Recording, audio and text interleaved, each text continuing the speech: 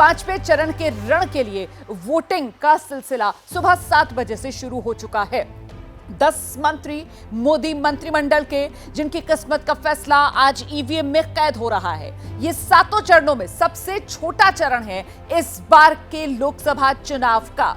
महज 49 सीटें हैं जिस पर आज वोट डाले जा रहे हैं। और ऐसे में जरा तस्वीरें आपको दिखा देते हैं। मुंबई आपको लेकर चलेंगे, जहां नॉर्थ सेंट्रल सीट से बीजेपी ने इस बार सिटिंग एमपी पूनम महाजन की जगह उम्मीदवार उज्जवल निकम को बनाया। और उज्जवल निकम आज मतदान वाले दिन घर से बाहर निकलने से पहले देखिए किस तरीके से पूजा अर्चना के बाद तिलक लगाकर उज्जवल निकम को घर से बाहर जब वो जा रहे हैं तो उसकी उन्हें विदाई दी जा रही है। बड़ा दिन उज्जवल निकम के लिए, सुनते हैं जरा क्या कह रहे हैं। मध्ये मतदान होत आहे मुंबईकरांना, एक उमेदवार म्हणून आणि मुंबईकर म्हणून काय आव्हान कराल? लोकशाहीमध्ये मतदान हा एक उत्सव असतो आणि या उत्सवात प्रत्येक नागरिकाने सहभाग होणं अपेक्षित आहे। लोकशाही सुदृढ़ व निरोगी असण्याकरता तो उज्जवल निकम को आप सुन रहे हैं जो कह रहे हैं कि आज मतदान का दिन लोकतंत्र के उत्सव का दिन है और अपील यही की जा रही है कि अगर आपके इलाके में भी आज वोटिंग का दिन है तो वोट जरूर दीजिए। और जल्दी से आपको लेकर चलते हैं, प्रधानमंत्री नरेंद्र मोदी छठे चरण के लिए प्रचार करते हुए नजर आ रहे हैं। पुरी में पीएम का रोड शो। जीवन हो गया। जी बिल्कुल रोमाना, आपको बता दें कि रोड शो शुरू हो रहा है। अभी प्रधानमंत्री नरेंद्र मोदी अंदर जाकर पूजन अर्चन करके आए हैं। जगन्नाथ से उनका पुराना नाता रहा है। यहाँ पर 2013 में बतौर मुख्यमंत्री आए थे, उसके बाद 2016 में बतौर प्रधानमंत्री और खुद गुजरात में, क्योंकि आज भी जिस पंडे ने उनकी पूजा करवाई है वो गुजराती पंडा है, यानी कि गुजरात से जो भी आएगा, क्योंकि वो पारिवारिक पंडे हैं जो लगातार पूजन अर्चन कराते हैं। प्रधानमंत्री हर वर्ष जगन्नाथ रथ यात्रा पर विभिन्न कार्यक्रम गुजरात में आयोजित करते रहे, लेकिन आज का रोड शो, अगर आज के रोड शो की हम बात करें तो आज ये लोकसभा कॉन्स्टिट्यूएंसी इस बार उम्मीदवार हैं संबित पात्रा, जो कि साथ में है प्रधानमंत्री अभिवादन करते हुए लोगों का। और यहाँ पर इकट्ठा हुई सुबह 8 बजे के रोड शो में आप कल्पना कीजिए उत्साह लोगों में, जिस तरह की भीड़ इकट्ठा हुई है। और वहीं मंत्रोच्चारण के साथ आज इस रोड शो की यहाँ पर शुरुआत की गई है। ये दूसरा रोड शो है प्रधानमंत्री का। इसके पहले उन्होंने हाल ही में भुवनेश्वर में रोड शो किया था और अब पुरी में, क्योंकि पार्टी ये बखूबी जानती है कि इस बार राज्य की एंटी इनकम्बेंसी का अगर सीधा फायदा किसी को होगा तो यहाँ पर उड़ीसा में विपक्ष में बैठी बीजेपी को, जो ये दावा कर रही है कि इस बार बीजेडी के लिए ये अंतिम चरण होगा बतौर सरकार का। नवीन पटनायक के खिलाफ मुख्यमंत्री का चेहरा कौन होगा ये साफ नहीं, लेकिन दावेदारी पूरी की इस बार उड़ीसा में न ही सिर्फ सरकार बनाएगी बीजेपी, लेकिन उसके साथ साथ 10 से ज्यादा सीटों पर भी काबिज होगी।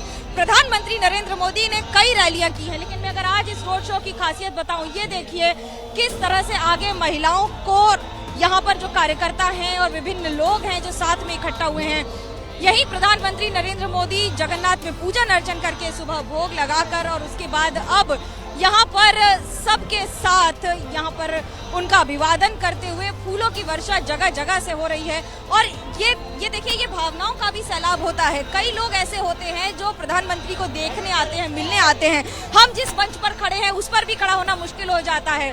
दोनों हाथों से यहाँ पर खड़ी हुई जनता का अभिवादन करते हुए, उनके साथ अपनी मौजूदगी दर्ज कराते हुए, और साथ ही साथ देखिए आज उड़ीसा में ही चुनाव हो रहे हैं। आज ही नवीन पटनायक की हिजली सीट पर और दूसरी सीट पर भी फैसला हो जाना है कि उनके जीत के खाते में कितनी सीटें आएंगी। 147 टोटल विधानसभा की सीटें हैं, जिस पर इस बार बीजेपी का, प्रधानमंत्री ने एबीपी न्यूज के एक्सक्लूसिव इंटरव्यू में जो भुवनेश्वर में उन्होंने दिया था हमें रोड शो में, उसमें भी यही कहा था कि इस बार सरकार बीजेपी बना लेगी राज्य में। यहाँ पर तो इस दावेदारी के तहत लगातार रोड शोज, वो चाहे उड़ीसा के आज यहाँ पर ही हो, इसके पहले कंधमाल था, उसके बाद बलांगीर, कई इलाकों में लगातार रोड शोज किए गए हैं। और आज का ये सुबह का आप कल्पना कीजिए, सुबह 8 बजे इतनी महिलाओं की भीड़, इतने लोगों की भीड़, और ये हुजूम लगातार चलता हुआ, जो चाहे जो जितनी कोशिश कर ले वो प्रधानमंत्री नरेंद्र मोदी से अपनी नजरें मिलाकर बात करने की कोशिश करता है।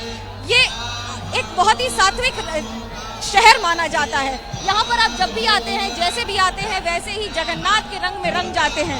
प्रधानमंत्री नरेंद्र मोदी यहाँ पर संबित पात्रा के साथ, जो कि पिछली बार कुछ ही 1% वोट से हार गए थे, लेकिन इस बार दावेदारी में पूरी मजबूती के साथ है। अभिवादन करते हुए, लोगों से मिलते हुए, लोगों का ये देखिए, मैं आपको ये जो तस्वीरें दिखा रही हूँ, ये आवाज लोगों की अपने आप में बताती है कि उत्साह कितना प्रगाढ़ है। साथ ही साथ विधानसभा के उम्मीदवार, आसपास के इलाके के भी सब एक साथ हैं, क्योंकि राज्य के चुनाव है, लोकसभा के चुनाव है।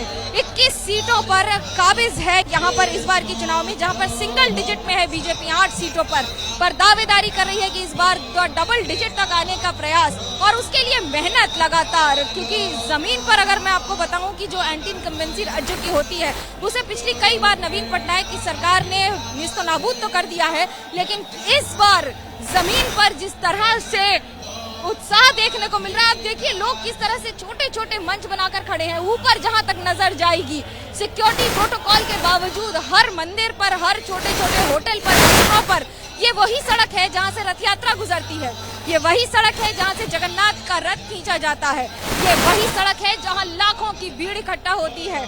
और करीब 30 से 40 फीट चौड़ी इस सड़क को भरने के लिए आप कल्पना कर सकते हैं कि ये सामान्य सड़क नहीं है जहां पर आपको भीड़। बिल्कुल, तो ये लोगों का सैलाब, उड़ीसा के पुरी की तस्वीरें देख रहे हैं जहां प्रधानमंत्री नरेंद्र मोदी का रोड शो जारी है। जैसे ही घड़ी का काटा दोपहर 2:30 पे आए, बबीता जी का दिल सास बहू साजिश के लिए मचल जाए।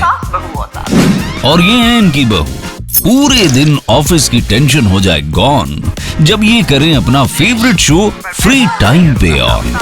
इनकी तरह आप भी देखें अपना फेवरेट शो अपने टाइम पर और डाउनलोड कीजिए एबीपी लाइव ऐप अपने स्मार्ट टीवी पर।